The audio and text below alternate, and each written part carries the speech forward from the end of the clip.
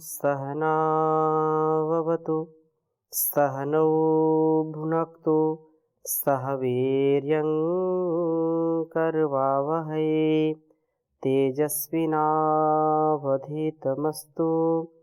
मा विद्विषावहै।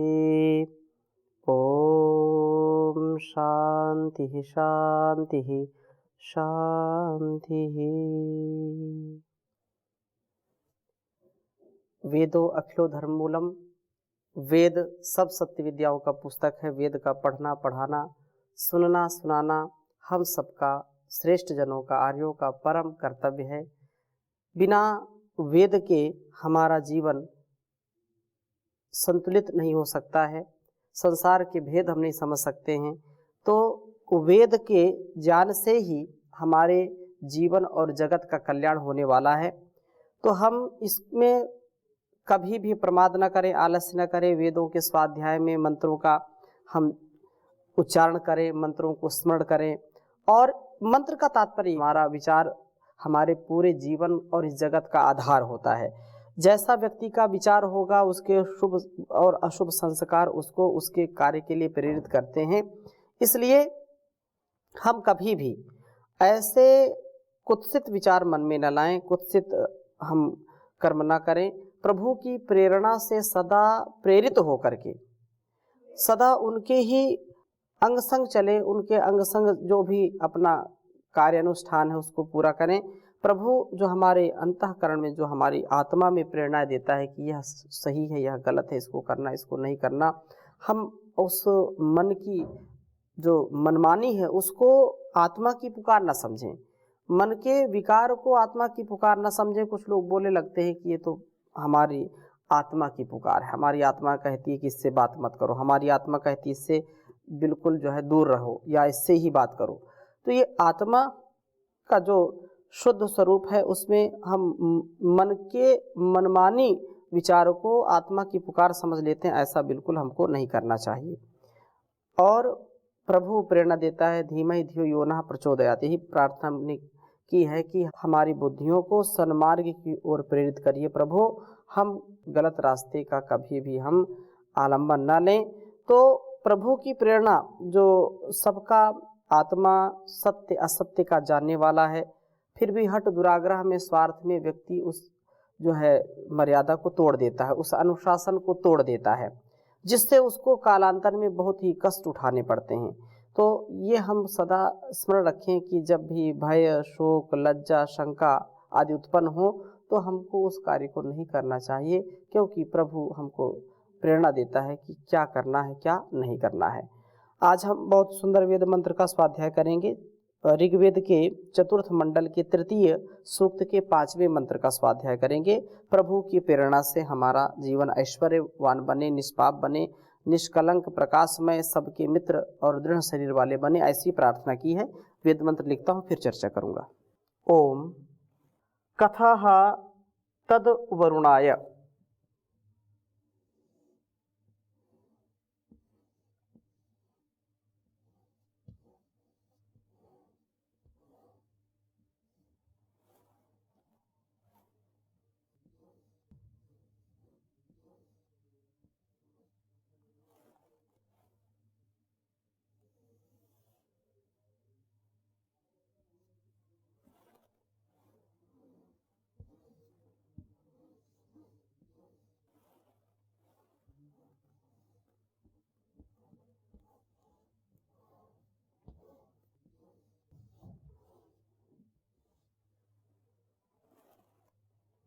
तुम अग्नि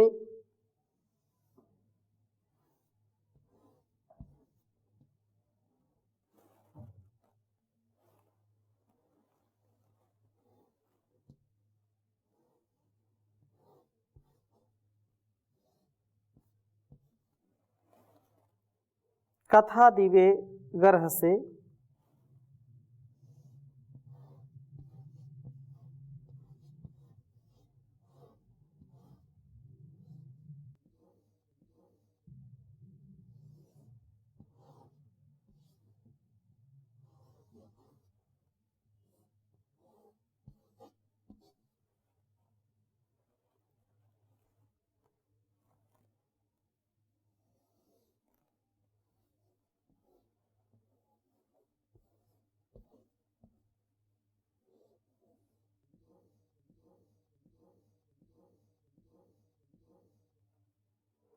कन्नः आगः, कन्न आगः।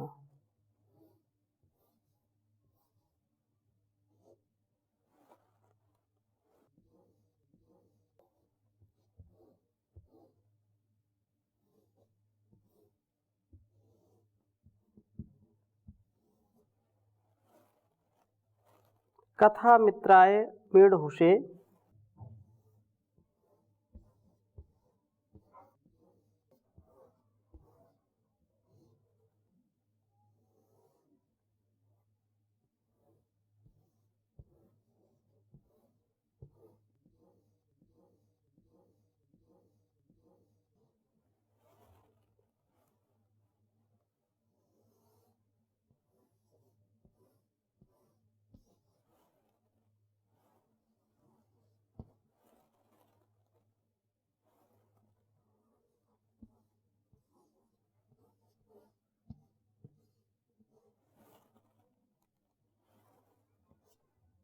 मीढुषे पृथिव्यै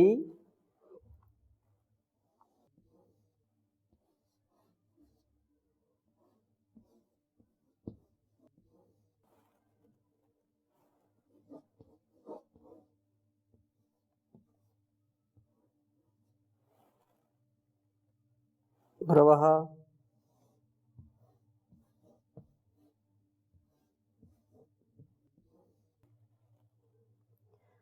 कदर्यमणे कद्भगाय,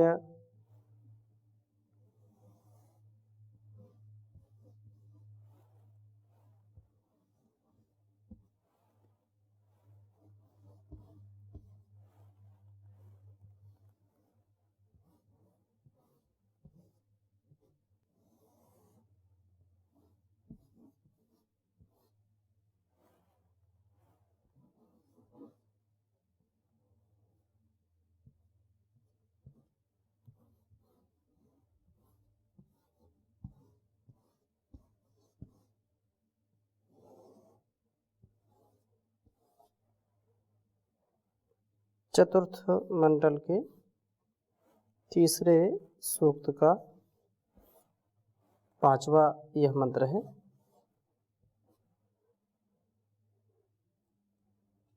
बहुत ही सुंदर वेद मंत्र है।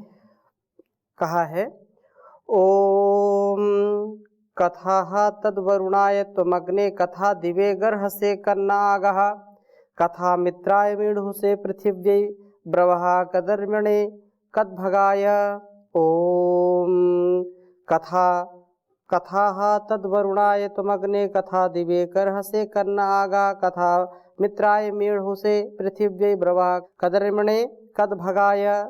कदा कथा, दोनों कथा जो कैसे और कदा जो होता है वह कब होता है। तो यहाँ कथा शब्द आया है।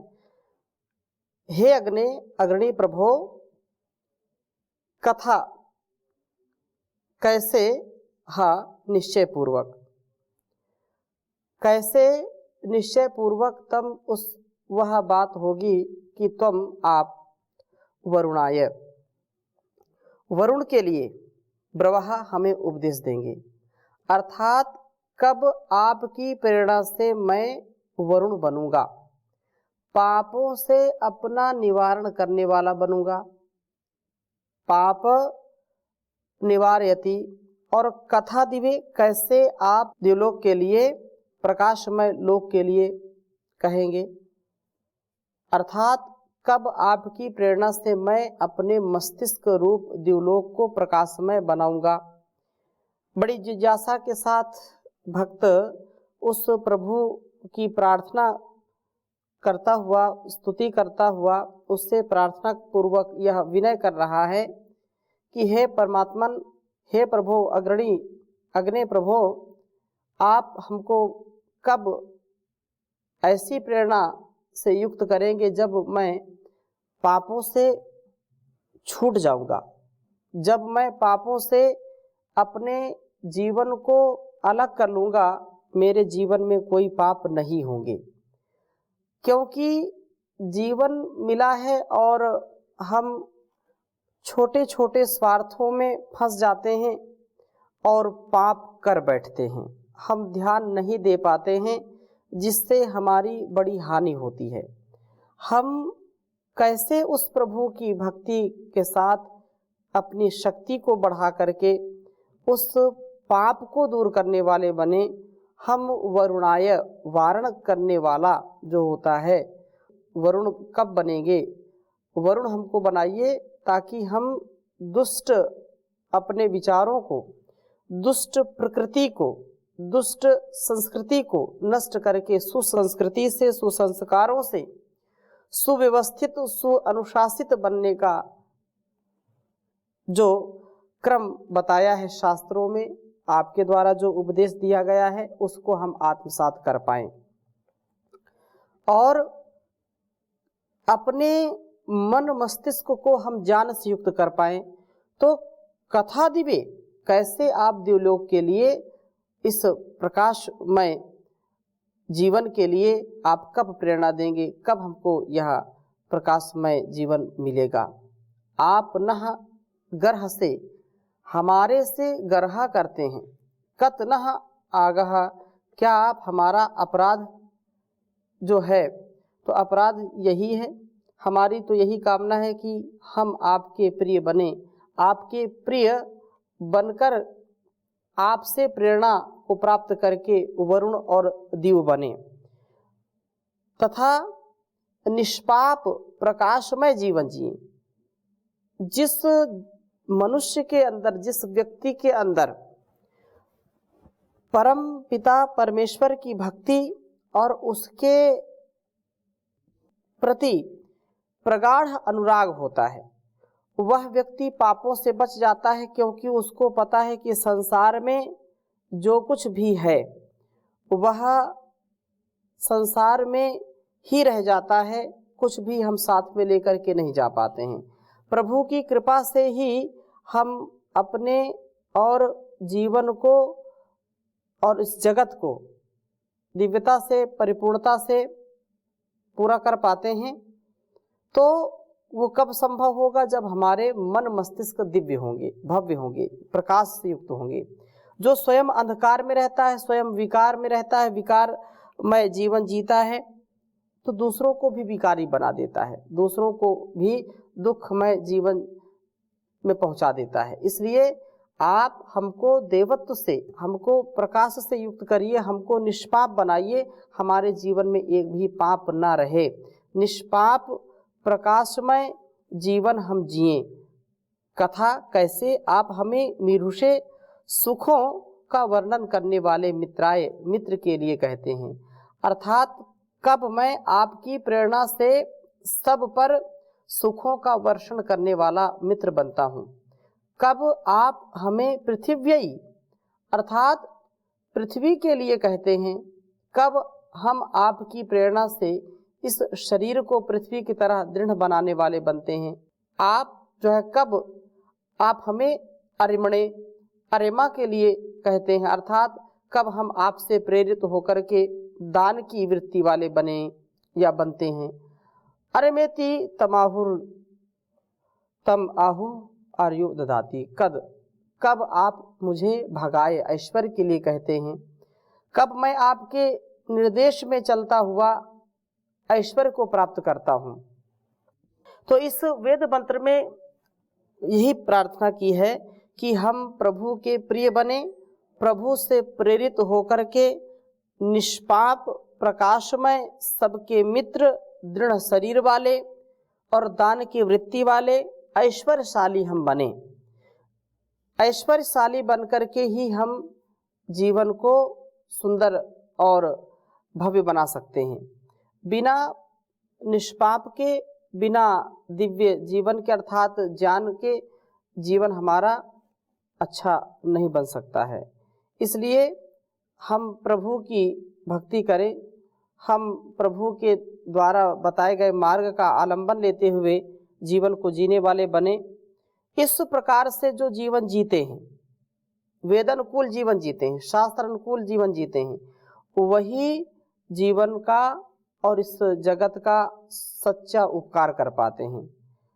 इससे भिन्न और कोई नहीं, जो मन में, अपने वाणी में, व्यवहार में, कथनी में, करनी में भेद नहीं रखते हैं, एक रूप हो जाते हैं। तो वह प्रभु उनको अच्छी प्रेरणा से जैसे उसको निष्पाप कर देते हैं। रोज अब मन में किसी के आता है कि हम तो नहीं चाहते हैं कि हम पाप करें, फिर भी हो जाते हैं, नहीं चाहते हैं कि झूठ बोले, फिर भी बोल देते हैं। ऐसा क्यों हो जाता है? तो वहाँ पर यह हमको अवश्य समझ लेना चाहिए कि जहाँ जहाँ हमको गंदगी लगती है घर में, तो उसकी सफाई करते हैं। किसान खेतों में जहाँ पर खरपतवार होता है उसको वह निकालता है। तो ऐसे ही हम रोज अपने अंदर छिपे हुए काम, क्रोध, लोभ, मोह, ईर्ष्या, द्वेष के भावों को दूर करने का प्रयत्न करें, और प्रयत्न ऐसा जो हमको पवित्रता से युक्त कर देता है। इसलिए कहा, गाए जा भगवान की महिमा गाए जा। सुबह शाम इस मन मंदिर में, शाम सुबह इस मन मंदिर में झाड़ू रोज लगाए जा। गाए जा भगवान की महिमा गाए जा। तरह तरह के खेल हैं इसमें, दुनिया एक तमाशा है। कहीं खुशी और कहीं गमी है, आशा कहीं निराशा है। तरह तरह के खेल हैं इसमें, दुनिया एक तमाशा है। कहीं खुशी और कहीं गमी है, आशा कहीं निराशा है। चाहे या हंसाए तुझे, चाहे या रुलाए, चाहे या हंसाए तुझे, चाहे या रुलाए, बस अपना फर्ज निभाए जा। गाए जा भगवान की महिमा गाए जा। चिंता और चिता इस जग में एक समान कहाती हैं। एक जिंदे को एक मुर्दे को दोनों सदा जलाती हैं। चिंता और चिता इस जग में एक समान कहाती हैं। एक जिंदे को एक मुर्दे को दोनों सदा जलाती हैं। दुख जो दिखाए वही दुखड़े मिटाए, दुख जो दिखाए वही दुखड़े मिटाए, तो चिंता दूर हटाए जा। गाए जा भगवान की महिमा गाए जा। गाए जा भगवान की महिमा गाए जा। कौन हमेशा रहा जगत में, किसका यहाँ ठिकाना है। बांध ले अपना बिस्तर बाबा, यह तो देश बेगाना है। कौन हमेशा रहा जगत में, किसका यहाँ ठिकाना है। बांध ले अपना बिस्तर बाबा, यह तो देश बेगाना है। दुनिया सराय कोई आए कोई जाए, दुनिया सराय कोई आए कोई जाए, बस सबको पथिक यही समझाए जा। गाए जा भगवान की महिमा गाए जा।